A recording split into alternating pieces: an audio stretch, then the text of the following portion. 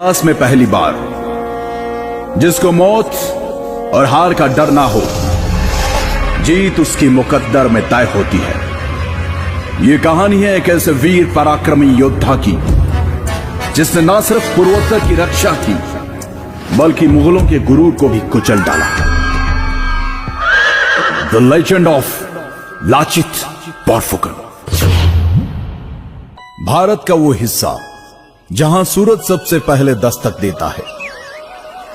पूर्वोत्तर 17वीं सदी, जब पूर्वोत्तर की राजधानी हुआ करता था रोंगपुर शिवसागर। मुगल सल्तनत की पैरवी करते हुए मीर जुमला ने राजा जयध्वज सिन्हा को परास्त किया, जिसके पश्चात उनकी अकाल मृत्यु हो गई।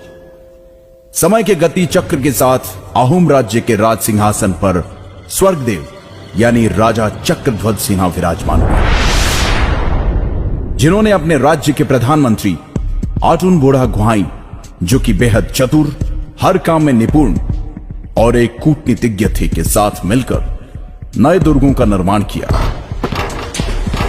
अपनी सेना को संगठित कर उसे और मजबूत बनाने के लिए उन्होंने एक वीर योद्धा लासित बोरफुकन को अपनी सेना का प्रधान सेनापति नियुक्त किया।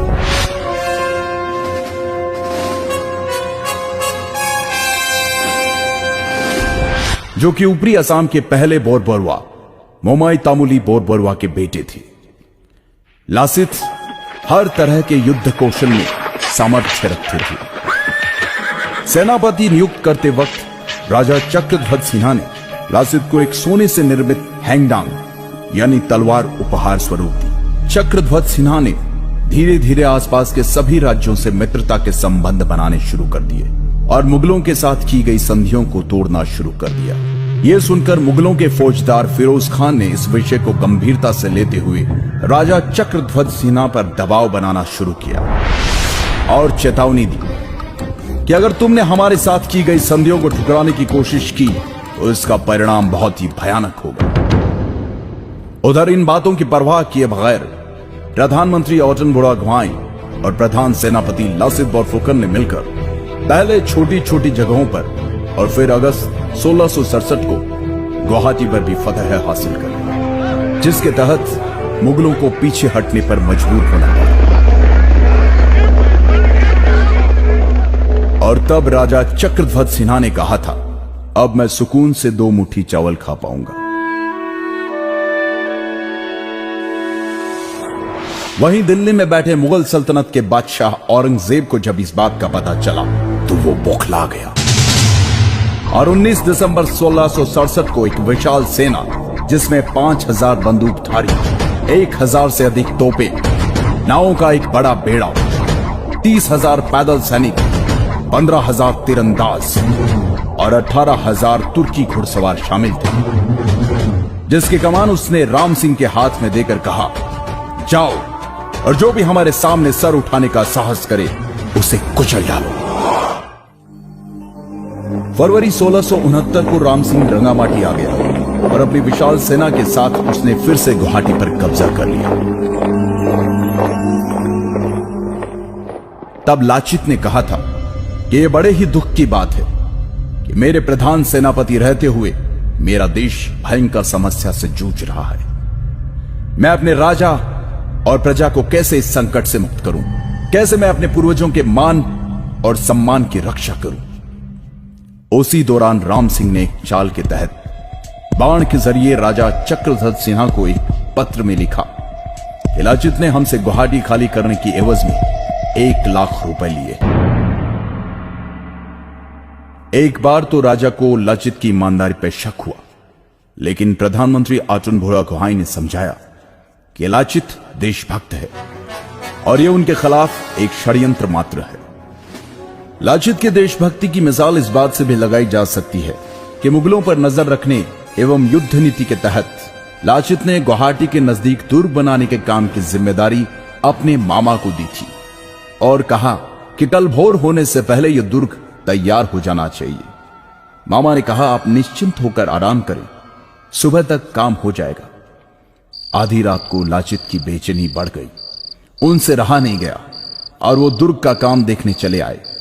उन्होंने वहां जाकर देखा तो सारे मजदूर और मामा सो रहे थे। यह देखकर लासित की आंखों में खून उतर आया और उन्होंने गुस्से से मामा को उठाकर कहा, मामा, मैंने आपको कहा था कि काम रात भर में हो जाना चाहिए। दुश्मन हमारी मां की छाती पे खड़ा है, लेकिन बावजूद इसके आप आराम की नींद सो रहे थे। यह देखकर मामा लड़खड़ाते हुए बोला, माफी चाहूंगा, काम करते करते कब नींद लग गई मुझे पता ही नहीं चला। मैं अभी मजदूरों से कहकर काम शुरू करवा देता हूं। परंतु लाचित के सब्र का बांध टूट चुका था। गद्दार, मुल्क से बढ़कर मेरा मामा नहीं हो सकता, कहते हुए मामा की गर्दन धड़ से अलग कर दी और रातों रात उस दुर्ग का निर्माण करवाया, जिसके कारण मजबूर होकर मुगल सेना को जल युद्ध के लिए तैयार होना पड़ा, जिसमें कि मुगल सैनिक बहुत कमजोर थे। इधर बहुत तेज बुखार से जूझ रहे लाचित को अर्जुन बुढ़ागुहाई ने कहा कि तुम्हारी तबीयत बहुत खराब है, इस हालत में तुम युद्ध पर नहीं जा सकते। फिर भी लाचित युद्ध के लिए गए और शुरू हुआ सराय घाट का ऐतिहासिक युद्ध, द बैटल ऑफ सराय घाट।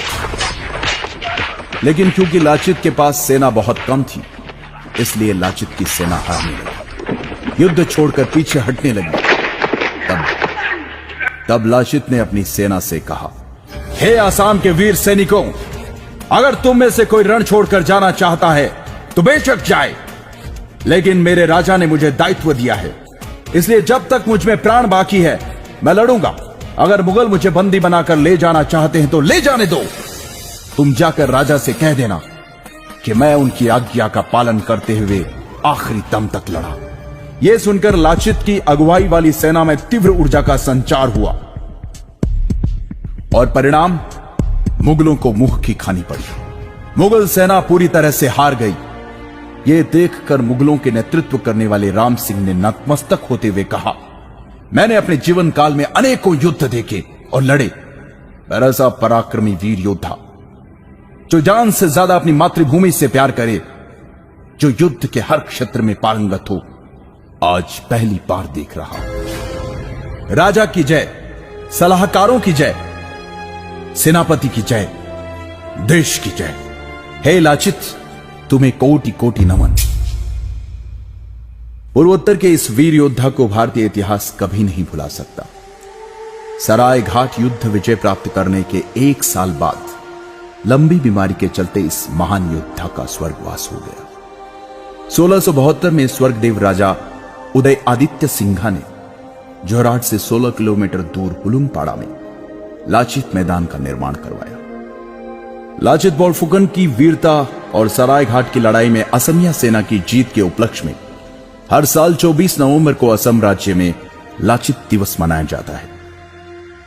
राष्ट्रीय रक्षा अकादमी के सबसे अच्छे कैडेट को लाचित बोरफुकन स्वर्ण पदक से सम्मानित किया जाता है।